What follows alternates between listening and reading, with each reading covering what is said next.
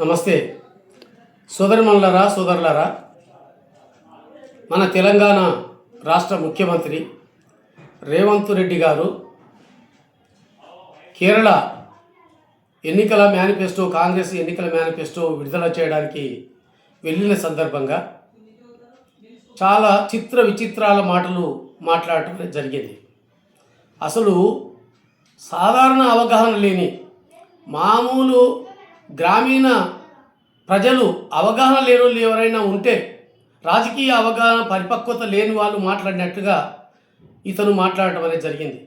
ఒక ముఖ్యమంత్రిగా ఉండి కేరళ రాష్ట్రానికి వెళ్ళి ఈ విజయన్కు సిపిఎం ముఖ్యమంత్రి విజయన్కు సిపిఎం పార్టీకి ఓట్లు వేస్తే బీజేపీకి ఓట్లు వేసినట్లే, నరేంద్ర మోడీని గెలిపించినట్లే అని ఒక పిచ్చి వాగడం జరిగింది.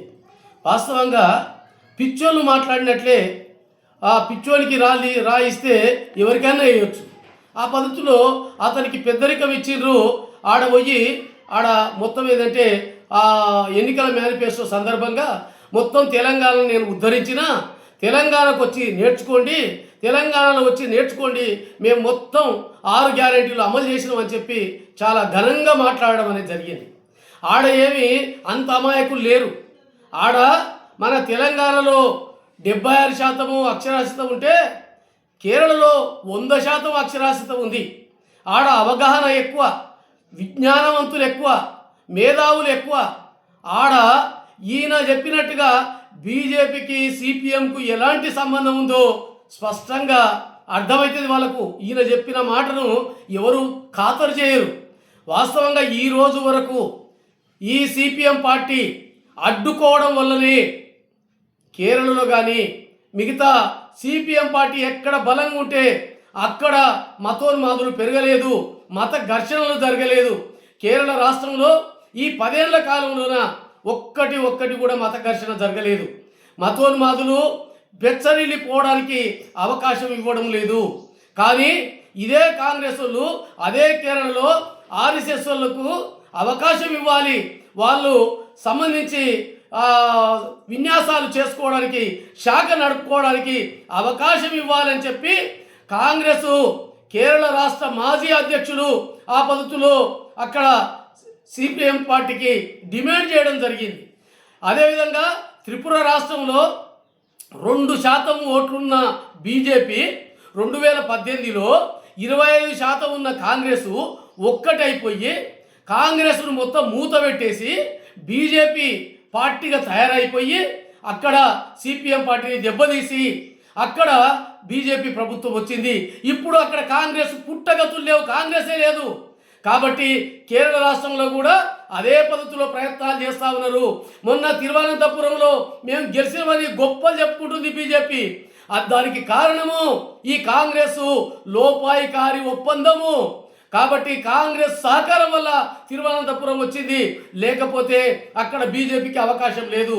బీజేపీ ఎంపీ గెలిచిండు అని అంటే ఈ కాంగ్రెస్ యొక్క అవకాశం వల్లనే ఆ పద్ధతిలో ఒక ఎంపీ గెలవడం జరిగింది. కాబట్టి బీజేపీ పెరుగుదలకు ఇది కాంగ్రెస్ పోషకురాలుగా ఉంది. ఈ కాంగ్రెసే బీజేపీని పెంచుతూ ఈ రోజుకు ఈ స్థితికి తీసుకురావడం జరిగింది.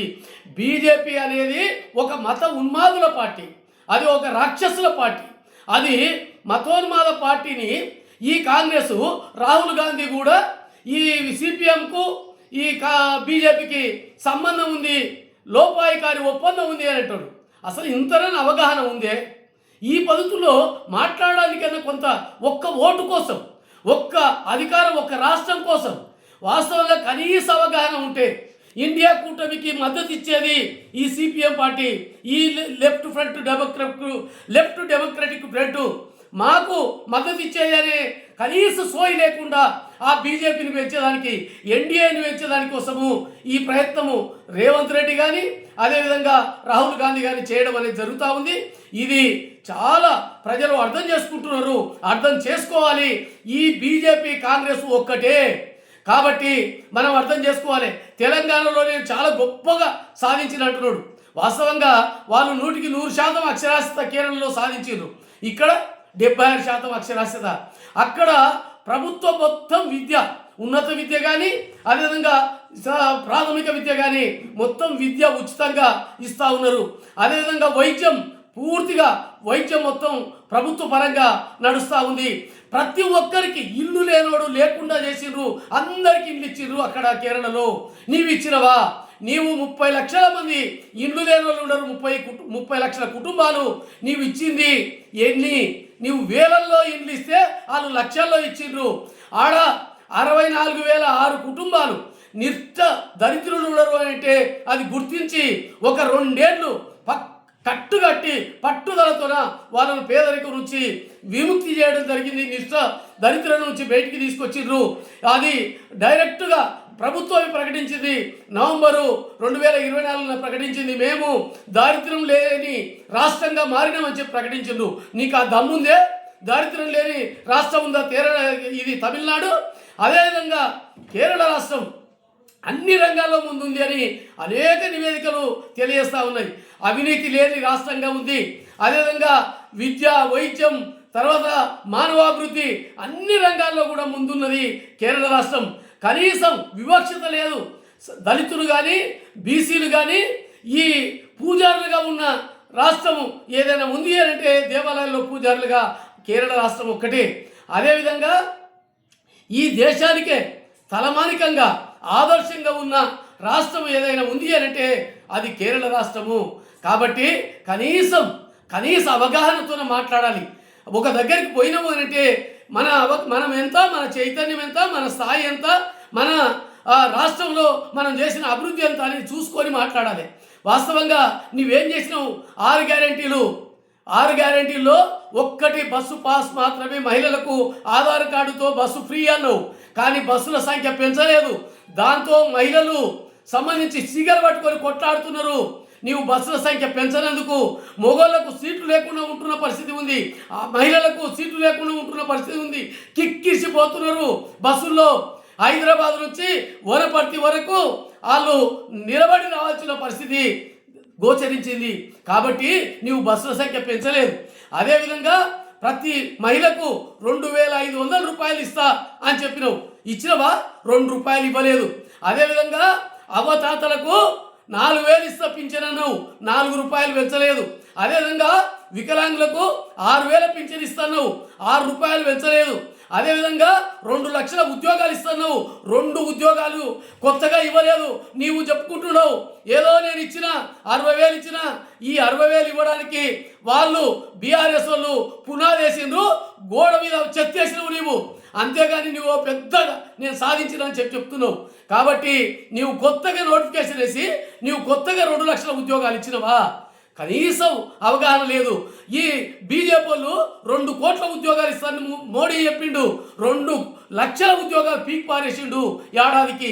కాబట్టి బీజేపీ కానీ కాంగ్రెస్ కానీ దొందే. కేవలము మత ఉన్మాదాన్ని రెచ్చగొడుతుందని బీజేపీకి వ్యతిరేకంగా నిలబడ్డాం, కాంగ్రెస్కు సపోర్ట్ చేస్తున్నాం. కారణం ఏంటంటే ఈ దేశం విచ్ఛిన్నం కాకూడదని, ఈ దేశం సమైక్యంగా ఉండాలని, ఈ దేశం ఐక్యంగా నిలబెట్టాలని. కాబట్టి నీవు కనీస వేతనాలు ఇచ్చినవా? కేరళలో కనీస వేతనం 26,000 ఇస్తున్నారు. నీవెంత ఇస్తున్నావు? నీవు ఈ మధ్యాహ్న భోజన కార్మికులకు కేరళలో 14,000 ఇస్తున్నారు. ఈడ కేవలం 3,000 మాత్రమే ఇస్తున్నావు. అదేవిధంగా మిగతా వాళ్ళ కార్మికులకు అందరికీ కనీస వేతనాలు అమలు చేస్తున్నారు. నీవేం చేస్తున్నావు? అక్కడ మున్సిపాలిటీ కార్మికులు పర్మనెంట్ ఉన్నారు, ఈడ ఏం చేస్తున్నావు? నీవు కనీసం మాట్లాడేటప్పుడు ఇంగిత జ్ఞానంతో మాట్లాడాలి. ఈ మున్సిపాలిటీ పట్టణాల్లో కూడా కేరళ రాష్ట్రంలో ఉపాధి హామీ ఇచ్చిండ్రు. ఈడ ఎందుకు ఇస్తలేవు? ఇస్తా అని చెప్పినావు. అంగన్వాడీలకు 18,000 ఇస్తా అని చెప్పినావు. కనీస వేతనం 18,000 ఇస్తాను ఎన్నికల మేనిఫెస్టోలో పెట్టినావు, ఎందుకు ఇస్తలేవు? ఆశా వర్కర్లకు 18,000 ఇస్తున్నావు, ఎందుకు ఇస్తలేవు? ఈ పద్ధతిలో చూసుకుంటే నీవు ఇచ్చిన హామీలు ఏవీ అమలు చేయలేదు. నీవు మాటలు కోటలు దాటుతున్నాయి కానీ ఆచరణ కడప దాటలేదు. ఈ పద్ధతిలో సిపిఎం పార్టీతో పెట్టుకుంటే ఖబర్దార్, కమ్యూనిస్టులతో పెట్టుకుంటే ఈరోజు సిపిఎం కానీ సిపిఐ కానీ వామపక్షాలు కానీ దీన్ని తీవ్రంగా వ్యతిరేకిస్తున్నాయి. అదేవిధంగా అనేక రాష్ట్రాలు కూడా వ్యతిరేకిస్తున్నాయి. కాబట్టి చూసి మాట్లాడాలి. ఈ వనపర్తిలో చదువుకున్నావు నీవు, కాబట్టి నేను మాట్లాడుతున్నా. వనపర్తిలో విజ్ఞానవంతుడు అయినప్పుడు నీవు ఏబీపీలో ఉండవు, నీవు ఏబీపీ నుంచి పోయినావు. అదేవిధంగా అదే నరేంద్ర మోడీ హైదరాబాద్కు వస్తే పెద్దన్న మోడీ అన్నావు.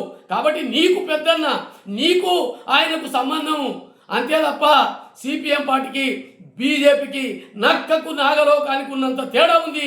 ఈ దేశంలో కమ్యూనిస్టులు తప్ప బీజేపీ మతోన్మాదానికి వ్యతిరేకంగా, అదేవిధంగా మైనార్టీ మతోన్మాదానికి వ్యతిరేకంగా తిరుగుబాటు చేస్తున్నది ఏదైనా ఉంది అంటే కమ్యూనిస్టులే.